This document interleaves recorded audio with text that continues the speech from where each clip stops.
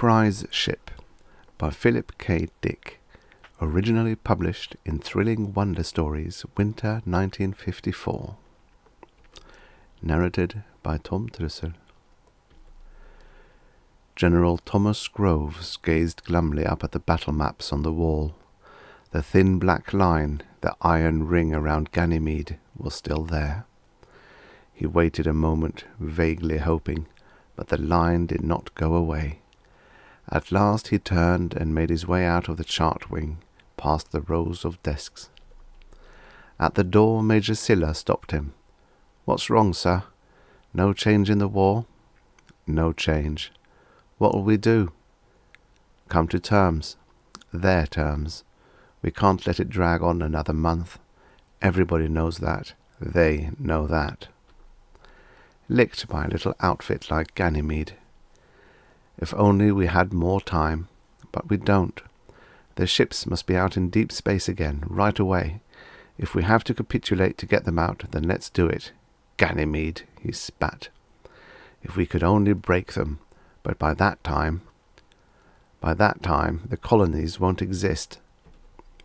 "We have to get our cradles back in our own hands," Groves said grimly, "even if it takes capitulation to do it. No other way will do."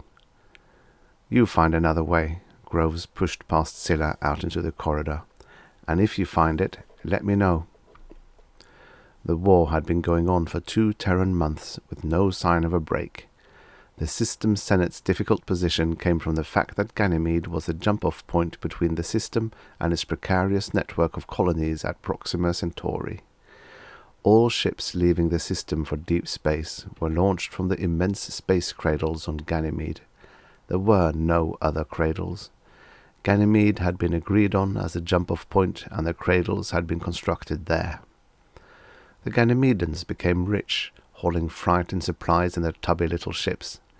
Over a period of time, more and more Gany ships took to the sky, freighters and cruisers and patrol ships. One day, this odd fleet landed among the space cradles, killed and imprisoned the Terran and Martian guards, and proclaimed that Ganymede and the cradles were their property. If the Senate wanted to use the cradles, they paid, and paid plenty. 20% of all freighted goods turned over to the Gany Emperor left on the moon, and full Senate representation. If the Senate fleet tried to take back the cradles by force, the cradles would be destroyed. The Ganymedans had already mined them with H-bombs. The Gany fleet surrounded the moon, a little ring of hard steel. If the Senate fleet tried to break through, seize the moon, it would be the end of the cradles. What could the system do? And at Proxima, the colonies were starving. "You're certain we can't launch ship into deep space from regular fields?" a Martian senator asked. "Only Class 1 ships have any chance to reach the colonies," Commander James Carmichael said wearily. "A Class 1 ship is 10 times the size of a regular intra-system ship. A Class 1 ship needs a cradle miles deep, miles wide. You can't launch a ship that side from a meadow." There was silence. The great Senate chambers were full, crowded to capacity with representatives from all the 9 planets. "The Proxima colonies won't last another 20 days, Dr. Bassett testified. "That means we must get a ship on the way sometime next week. Otherwise, when we do get there, we won't find anyone alive." "When will the new lunar cradles be ready?" "A month," Carmichael answered. "No sooner?" "No." "Then apparently we'll have to accept Ganymede's terms."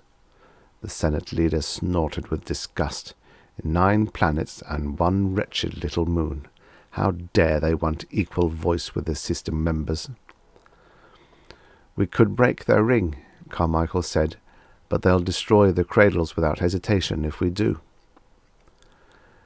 "If only we could get supplies to the colonies without using space cradles," a Protonian senator said.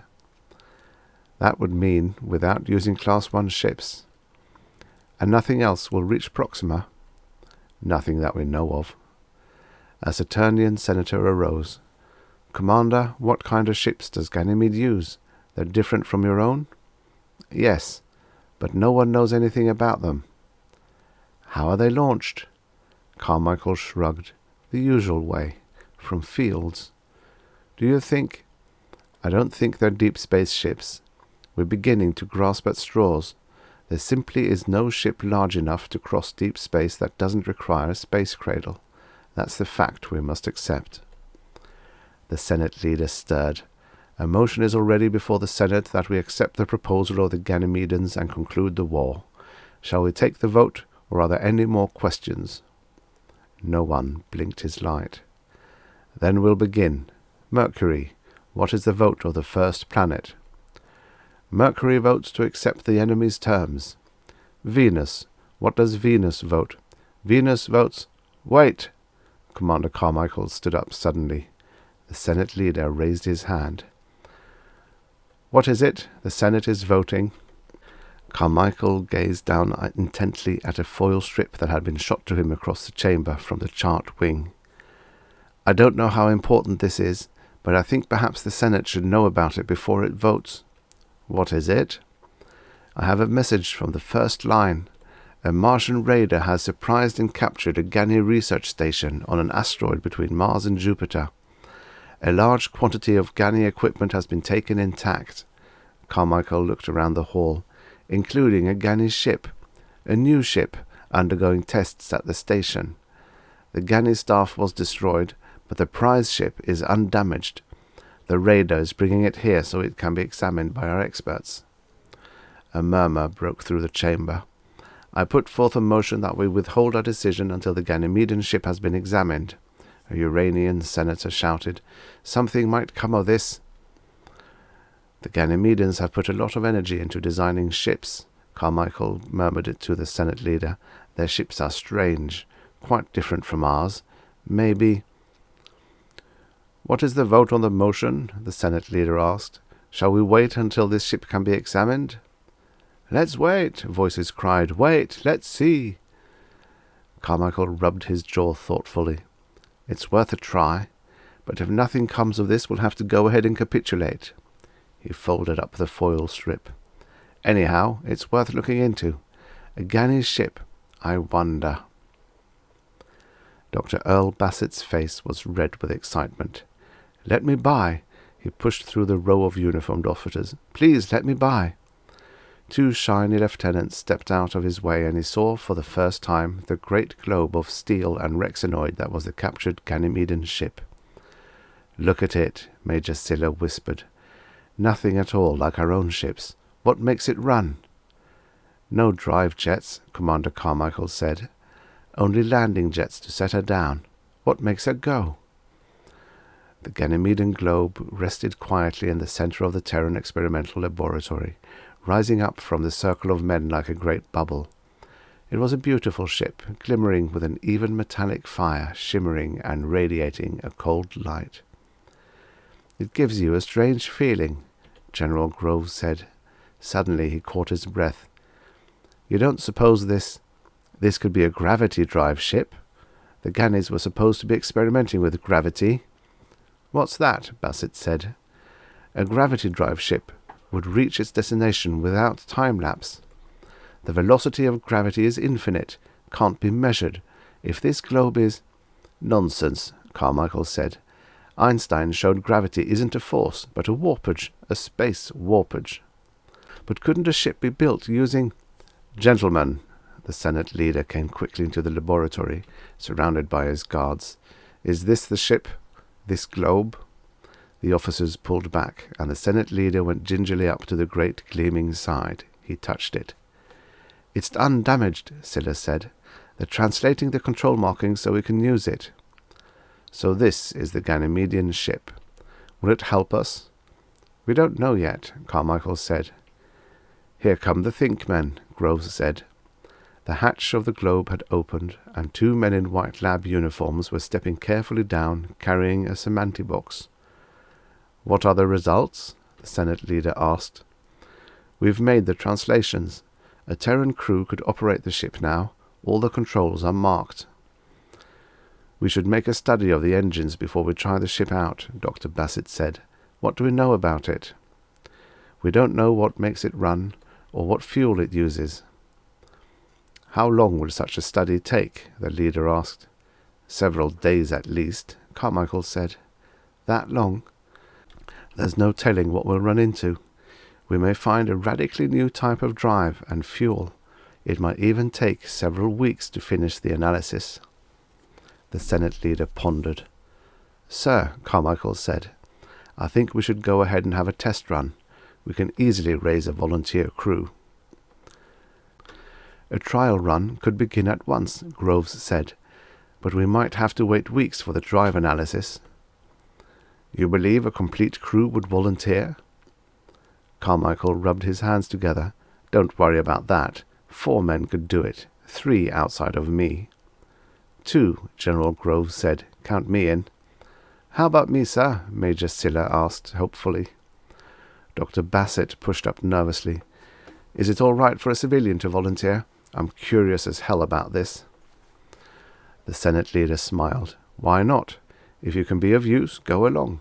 So the crew is already here." The 4 men grinned at each other. "Well," Groves said, "what are we waiting for? Let's get us started." The linguist traced a meter reading with his finger. "You can see the Ganymede markings. Next to each we've put the Terran equivalent. There's one hitch, though. We know the Ganymede word for, say, 5, Zaf. So where we find Zaf, we mark a 5 for you. See this dial? With the arrows at Nessie, at 0. See how it's marked? 100, Liv. 50, Ka. 5, Zaf. 0, Nessie. 5, Zaf. 50, Ka. 100, Liv." Carmichael nodded. "So? This is the problem. We don't know what the units refer to. 5. But 5 what? 50. But 50 what? Presumably velocity. Or is it distance? Since no study has been made of the workings of this ship. You can't interpret? How?" The linguist tapped a switch. "Obviously, this throws the drive on. Mel, start. You close the switch, and it indicates EO, stop. But how you guide the ship is a different matter. We can't tell you what the meter is for." Groves touched a wheel. "Doesn't this guide her?" "It governs the brake rockets, the landing jets. As for the central drive, we don't know what it is or how you control it once you started. Semantics won't help you, only experience. We can translate numbers only into numbers." Groves and Carmichael looked at each other. "Well," Groves said, "we may find ourselves lost in space, or falling into the sun.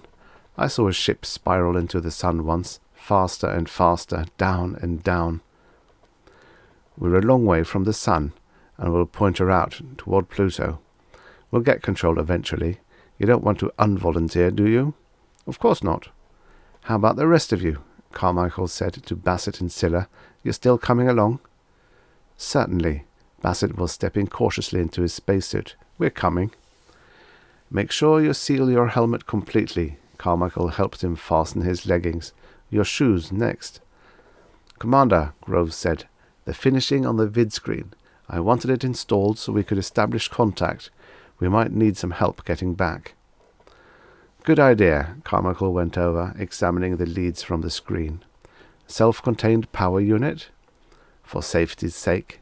Independent from the ship." Carmichael sat down before the vid screen, clicking it on. The local monitor appeared. "Get me the garrison station on Mars. Commander Vetchi." The call locked through. Carmichael began to lace his boots and leggings while he waited. He was lowering his helmet into place when the screen glowed into life. Vetchi's dark features had formed, lean-jawed above his scarlet uniform. "Greetings, Commander Carmichael," he murmured. He glanced curiously at Carmichael's suit. "You're going on a trip, Commander?" "We may visit you.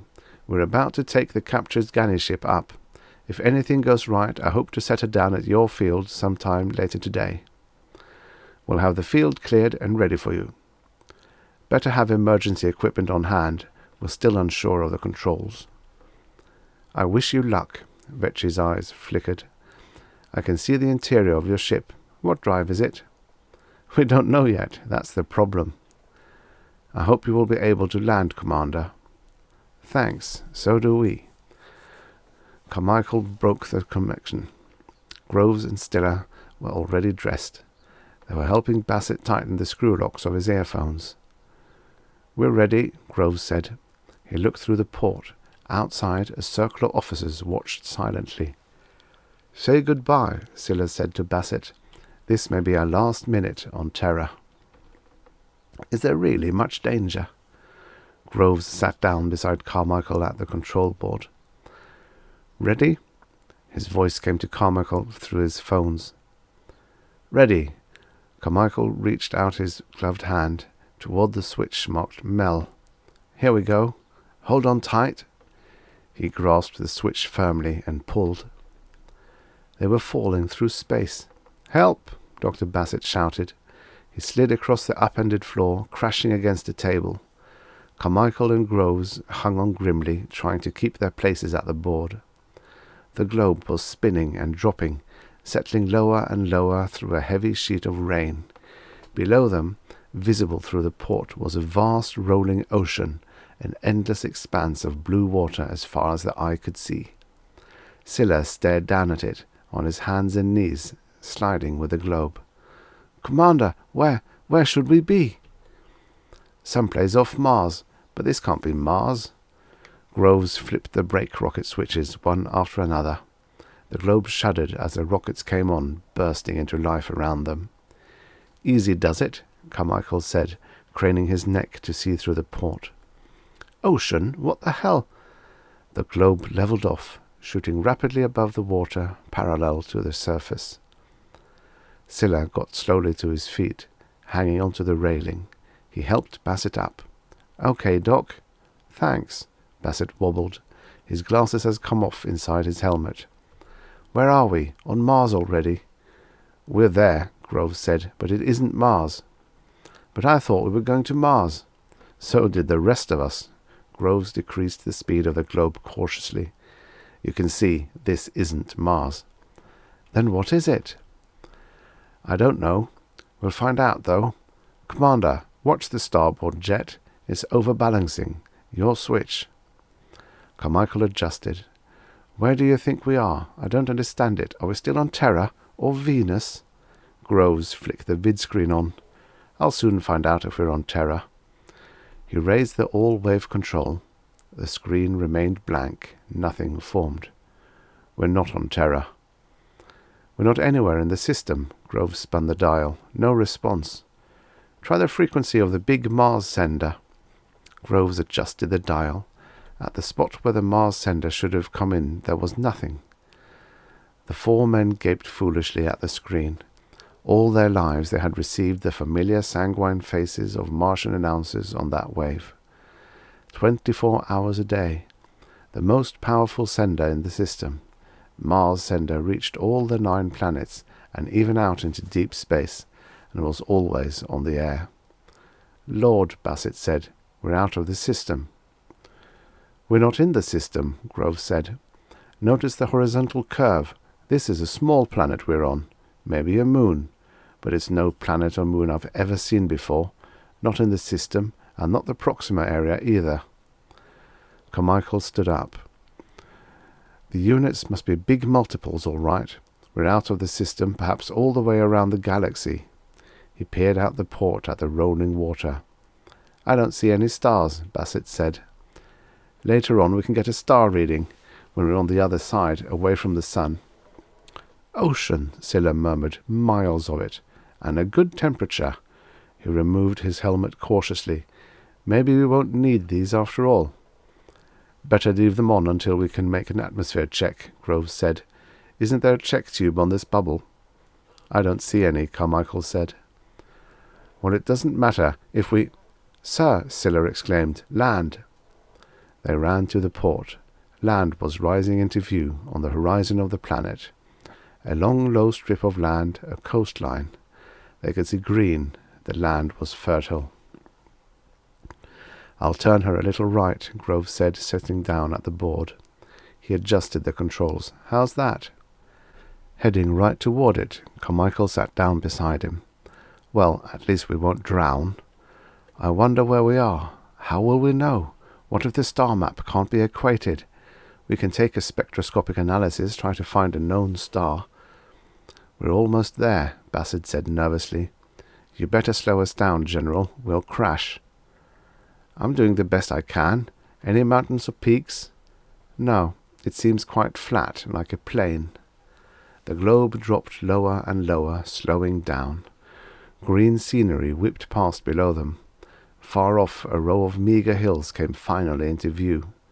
The globe was barely skimming now, as the two pilots fought to bring it to a stop. Easy, easy, Groves murmured. Too fast. All the brakes were firing. The globe was a bedlam of noise, knocked back and forth as the jets fired. Gradually it lost velocity until it was almost hanging in the sky. Then it sank like a toy balloon, settling slowly down to the green plain below. "Cut the rockets!" The pilots snapped their switches. Abruptly, all sound ceased. They looked at each other. "Any moment," Carmichael murmured. Plop. "We're down," Bassett said. "We're down." They unscrewed the hatch cautiously, the helmets tightly in place. Scylla held a Boris gun ready, as Groves and Carmichael swung the heavy Rexinoid disc back. A blast of warm air rolled into the globe, swelling around them. "See anything?" Bassett said. "Nothing. Level fields. Some kind of planet." The General stepped down onto the ground. "Tiny plants. Thousands of them. I don't know what kind." The other men stepped out, their boots sinking into the moist soil. They looked around them. "Which way?" Scylla said. "Toward those hills?" "Might as well. What a flat planet." Carmichael strode off, leaving deep tracks behind him. The others followed. "Harmless-looking place," Bassett said. He picked a handful of the little plants. "What are they? Some kind of weed?" He stuffed them into the pocket of his spacesuit. "Stop!" Scylla froze, rigid, his gun raised. "What is it?" "Something moved through that patch of shrubbery over there." They waited. Everything was quiet around them.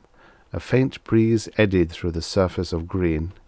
The sky overhead was a clear, warm blue with a few faint clouds. "What did it look like?" Bassett said. "Some insect. Wait." Scylla crossed to the patch of plants. He kicked at them.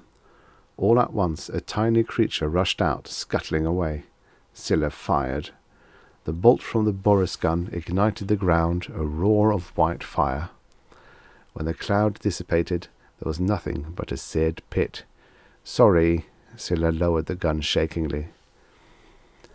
"It's all right. Better to shoot first on a strange planet." Groves and Carmichael went up on ahead, up a low rise. "Wait for me," Bassett called. He fell behind the others. "I have something in my boot." "You can catch up."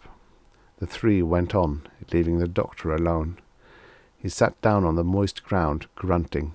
He began to unlace his boot slowly, carefully. Around him the air was warm. He sighed, relaxing. After a moment he removed his helmet and adjusted his glasses. Smells of plants and flowers were heavy in the air. He took a deep breath, letting it out again slowly. Then he put his helmet back on and finished lacing up his boot. A tiny man, not 6 inches high, appeared from a clump of weeds and shot an arrow at him. Bassett stared down. The arrow, a minute splinter of wood, was sticking in the sleeve of his spacesuit. He opened and closed his mouth, but no sounds came. A second arrow glanced off the transparent shield of his helmet, then a third and a fourth. The tiny man had been joined by companions, one of them on a tiny horse. "Mother of Heaven!" Bassett said. "What's the matter?" General Groves' voice came in his earphones. "Are you all right, Doctor?" "Sir, a tiny man just fired an arrow at me." "Really?" There's a whole bunch of them now." "Are you out of your mind?" "No!" Bassett scrambled to his feet. A volley of arrows rose up, sticking into his suit, glancing off his helmet. The shrill voices of the tiny men came to his ears, an excited, penetrating sound. "General, please come back here." Groves and Scylla appeared at the top of the ridge. "Bassett, you must be out of—" They stopped, transfixed. Scylla raised the Boris gun, but Groves pushed the muzzle down. "Impossible." He advanced, staring down at the ground. An arrow pinged against his helmet. Little men, with bows and arrows. Suddenly the little men turned and fled. They raced off, some on foot, some on horseback, back through the weeds and out the other side. "There they go," Scylla said. "Shall we follow them, see where they live?" "It isn't possible." Groves shook his head. "No planet has yielded tiny human beings like this. So small." Commander Carmichael slowed down this ridge to them. "Did I really see it? You men saw it too. Tiny figures racing away." Groves pulled an arrow from his suit. "We saw and felt." He held the arrow close to the plate of his helmet, examining it. "Look, the tip glitters, metal-tipped." "Did you notice their costumes?" Bassett said. "In a storybook I once read. Robin Hood, little caps, boots." "A story?" Groves rubbed his jaw, a strange look suddenly glinting in his eyes. "A book." "What, sir?" Scylla said. "Nothing." Groves came suddenly to life, moving away. "Let's follow them. I want to see their city." He increased his pace, walking with great strides after the tiny men who had not got very far off yet. "Come on," Scylla said, "before they get away." He and Carmichael and Bassett followed behind Groves, catching up with him. The four of them kept pace with the tiny men, who were hurrying away as fast as they could. After a time, one of the tiny men stopped, throwing himself down on the ground. The others hesitated, looking back. "He's tired out," Scylla said. "He can't make it." Shrill squeaks rose. He was being urged on. "Give him a hand," Bassett said. He bent down, picking the tiny figure up. He held him carefully between his gloved fingers, turning him around and around. "Ouch!" He set him down quickly. "What is it?" Groves came over. "He stung me." Bassett massaged his thumb. "Stung you?" "Stabbed, I mean, with his sword." "You'll be all right," Groves went on after the tiny figures. "Sir," Scylla said to Carmichael, "this certainly makes the Ganymede problem seem remote." "It's a long way off." "I wonder what their city will be like," Groves said. "I think I know," Bassett said. "You know? How?" Bassett did not answer. He seemed to be deep in thought, watching the figures on the ground intently. "Come on," he said. "Let's not lose them." They stood together, none of them speaking. Ahead, down a long slope, lay a miniature city. The tiny figures had fled into it across a drawbridge. Now the bridge was rising, lifted by almost invisible threads. Even as they watched, the bridge snapped shut. "Well, Doc," Scylla said, "this what you expected?" Bassett nodded. "Exactly." The city was walled, built of grey stone. It was surrounded by a little moat. Countless spires rose up, a conglomeration of peaks and gables, tops of buildings. There was furious activity going on inside the city. A cacophony of shrill sounds from countless throats drifted across the moat to the four men, growing louder each moment. At the walls of the city figures appeared, soldiers in armour, peering across the moat at them. Suddenly the drawbridge quivered. It began to slide down, descending into position. There was a pause. Then, "Look!" Groves exclaimed. "Here they come!" Scylla raised his gun. "My lord, look at them!" A horde of armoured men on horseback clattered across the drawbridge, spilling out onto the ground beyond. They came straight toward the four space-suited men, the sun sparkling against their shields and spears. There were hundreds of them, decked with streamers and banners and pennants of all colours and sizes, an impressive sight on a small scale. "Get ready," Carmichael said. "They mean business. Watch your legs." He tightened the bolts on his helmet. The first wave of horsemen reached Groves, who was standing a little ahead of the others. A ring of warriors surrounded him, little glittering armoured and plumed figures hacking furiously at his ankles with miniature swords. "Cut it out!" Groves howled, leaping back. "Stop!" "They're going to give us trouble," Carmichael said. Scylla began to giggle nervously as arrows flew around him. "Shall I give it to them, sir? One blast from the Boris gun and—" "No, don't fire. That's an order." Groves moved back as a phalanx of horses rushed toward him, spears lowered. He swung his leg, spilling them over with his heavy boot. A frantic mass of men and horses struggled to right themselves. "Back," Bassett said. "Those damn archers." Countless men on foot were rushing from the city with longbows and quivers strapped to their backs. A chaos of shrill sound filled the air. "He's right," Carmichael said. His leggings had been hacked clean through by determined knights who had dismounted and were swinging again and again, trying to chop him down. "If we're not going to fire, we'd better retreat. They're tough." Clouds of arrows rained down on them. "They know how to shoot," Groves admitted.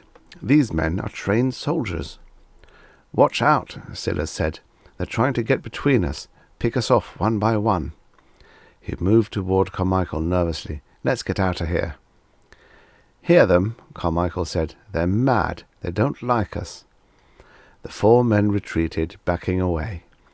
Gradually the tiny figures stopped following, pausing to reorganize their lines. "It's lucky for us we have our suits on," Groves said. "This isn't funny anymore." Scylla bent down and pulled up a clump of weeds. He tossed the clump at the line of knights. They scattered. "Let's go," Bassett said. "Let's leave." "Leave? Let's get out of here."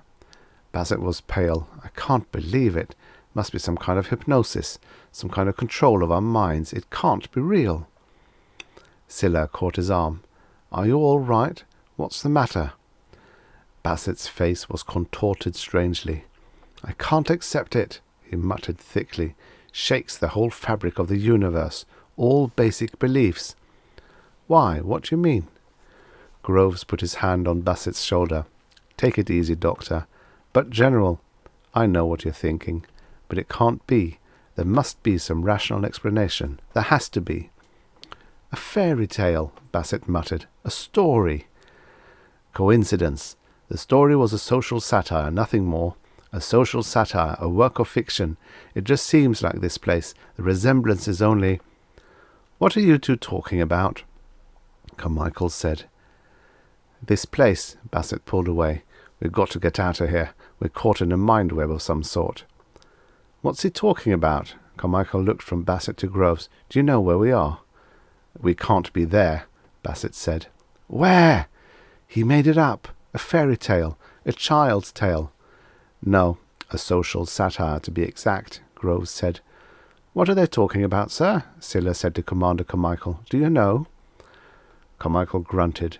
A slow light dawned on his face. "What?" "Do you know where we are, sir?" "Let's get back to the globe," Carmichael said. Groves paced nervously. He stopped by the port, looking out intently, peering into the distance. "More coming," Bassett said. "Lots more." "What are they doing out there now?" "Still working on their tower." The little people were erecting a tower, a scaffolding up the side of the globe.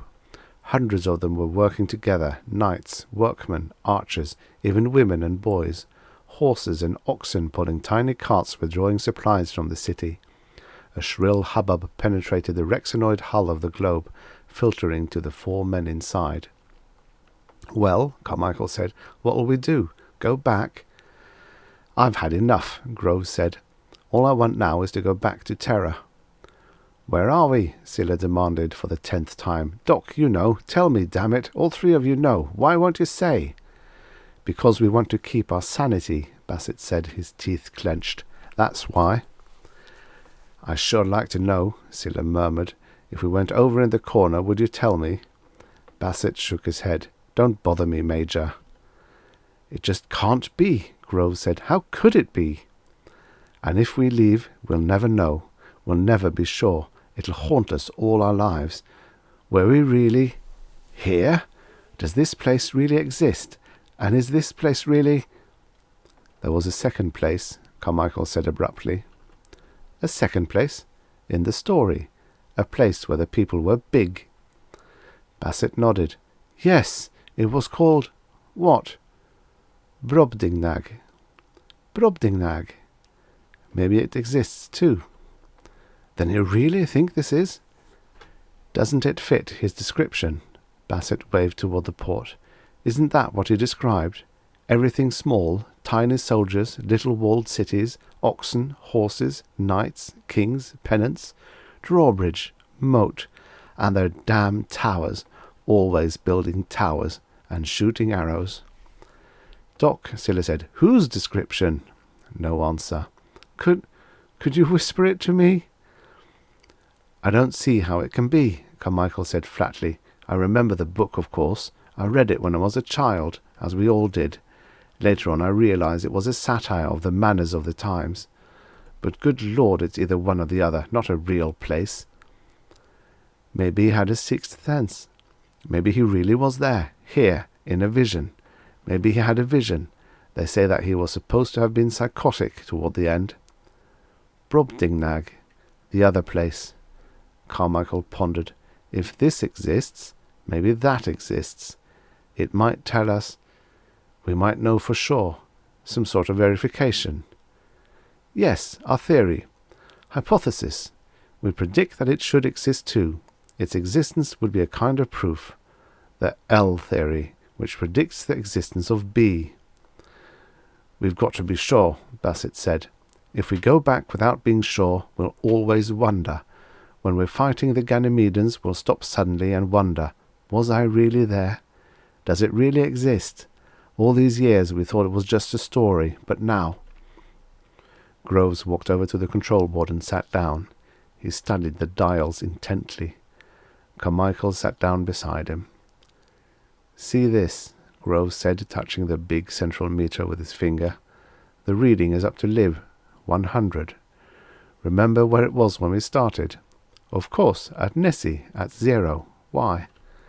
Nessie is neutral position, our starting position back on Terra.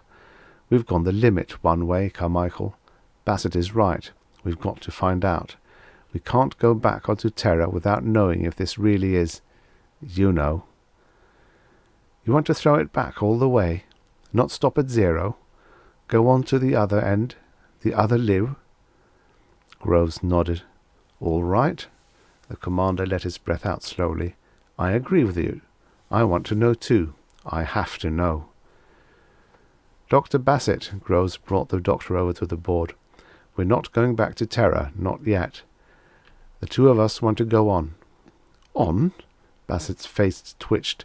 You mean on beyond, to the other side? They nodded. There was silence. Outside the globe the pounding and ringing had ceased. The tower had almost reached the level of the port. We must know, Groves said. I'm for it, Bassett said. Good, Carmichael said. I wish one of you would tell me what it is you're talking about, Scylla said plaintively. Can't you tell me?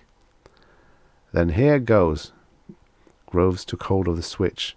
He held it for a moment, sitting silently. Are we ready? Ready, Bassett said. Groves threw the switch all the way down. Shapes, enormous and confused. The globe floundered, trying to right itself. Again they were falling, sliding about. The globe was lost in a sea of vague, misty forms, immense dim figures that moved on all sides of them, beyond the port. Bassett stared out, his jaw slack. What? Faster and faster the globe fell. Everything was diffused, unformed. Shapes like shadows drifted and flowed outside, shapes so huge that their outlines were lost. Sir, Stiller muttered. Commander, hurry, look! Carmichael made his way to the port. They were in a world of giants. A towering figure walked past them, a torso so large they could only see a portion of it. There were other shapes, but so vast and dim they could not be identified. All around the globe was a roaring, a deep undercurrent of sound like the waves of a monstrous ocean. An echoing sound, a booming that tossed and bounced the globe around and around. Groves looked up at Bassett and Carmichael. Then it's true, Bassett said. This confirms it. I can't believe it, Carmichael said. "But this is the proof we asked for. Here it is, out there." Outside the globe something was coming closer, coming ponderously toward them. Scylla gave a sudden shout, moving back from the port. He grabbed up the Boris gun, his face ashen. "Groves!" Bassett cried. "Throw it to neutral! Quick! We got to get away!" Carmichael pushed Scylla's gun down. He grinned fixedly at him. "Sorry, this time it's too small." A hand was reached toward them, a hand so large that it blotted out the light. Fingers, skin with gaping pores, nails, great tufts of hair. The globe shuddered as the hand closed around them from all sides. "General, quick!" Then it was gone. The pressure ceased, winking out. Beyond the port was nothing. The dials were in motion again, the pointer rising up towards Nessie, towards neutral, toward Terra. Bassett breathed a sigh of relief. He removed his helmet and mopped his forehead. "We got away," Groves said, "just in time." "A hand," Scylla said, "reaching for us. A big hand. Where were we? Tell me." Carmichael sat down beside Groves. They looked silently at each other. Carmichael grunted. "We mustn't tell anyone. No one. They wouldn't believe us. And anyhow, it would be very damaging if they did.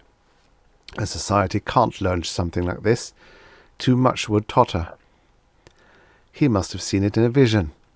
Then he wrote it up as a children's story. He knew he could never put it down as fact." "Something like that. So it really exists. Both exist. And perhaps others. Wonderland, Oz, Pellucidar, Erewhon. All the fantasies, dreams." Groves put his hand on the commander's arm. "Take it easy. We'll simply tell them the ship didn't work. As far as they're concerned, we didn't go anywhere, right?" "Right." Already the vidscreen was sputtering, coming to life. An image was forming.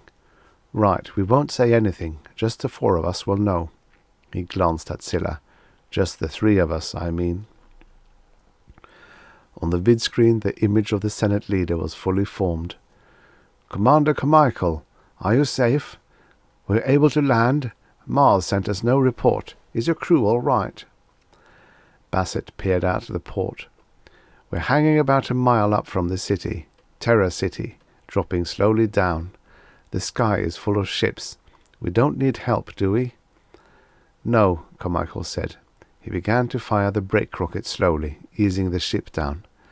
"Someday, when the war is over," Bassett said, "I want to ask the Ganymedans about this. I'd like to find out the whole story." "Maybe you'll get your chance," Groves said, suddenly sobered. "That's right, Ganymede. Our chance to win the war certainly fizzled." "The Senate leader is going to be disappointed," Carmichael said grimly. "You may get your wish very soon, Doctor. The war will probably be over shortly, now that we're back, empty-handed." The slender yellow Ganymedean moved slowly into the room, his robes slithering across the floor after him. He stopped, bowing. Commander Carmichael nodded stiffly. "I was told to come here," the Ganymedian lisped softly. "They tell me that some of our property is in this laboratory." "That's right. If there are no objections, we would like to—" "Go ahead and take it." "Good.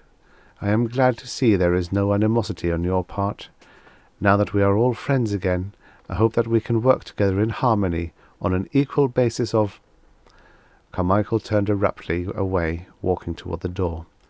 "Your property is this way. Come along." The Ganymedian followed him into the central lab building. There, resting silently in the center of the vast room, was the globe. Groves came over. "I see they've come for it." "Here it is," Carmichael said to the Ganymedian. "Your spaceship. Take it." "Our time ship, you mean?" Groves and Carmichael jerked. "Your what?" The Ganymedian smiled quietly. "Our time ship." He indicated the globe. "There it is. May I begin moving it onto our transport?" "Get Bassett," Carmichael said. "Quick!" Groves hurried from the room. A moment later he returned with Dr. Bassett. "Doctor, this Ganny is after his property." Carmichael took a deep breath. His time machine.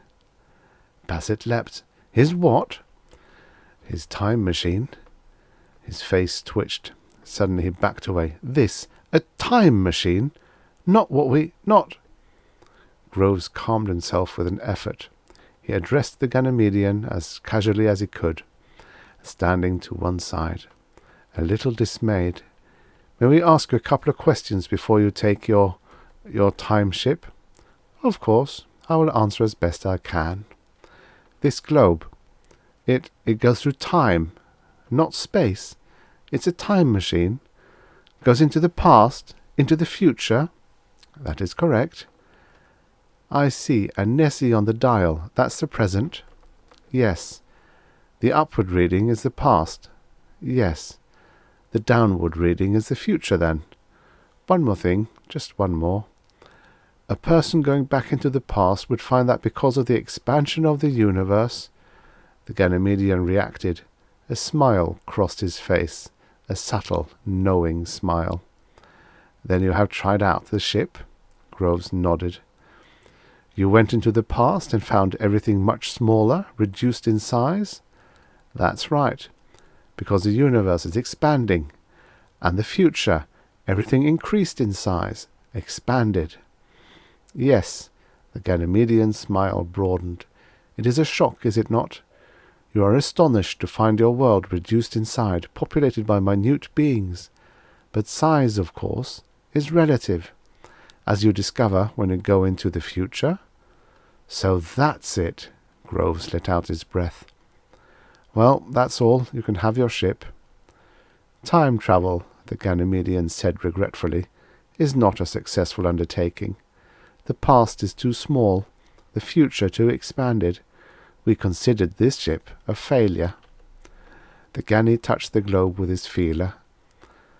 "We could not imagine why you wanted it. It was even suggested that you stole the ship to use—" The Ganny smiled. "To use to reach your colonies in deep space. But that would have been too amusing. We could not really believe that."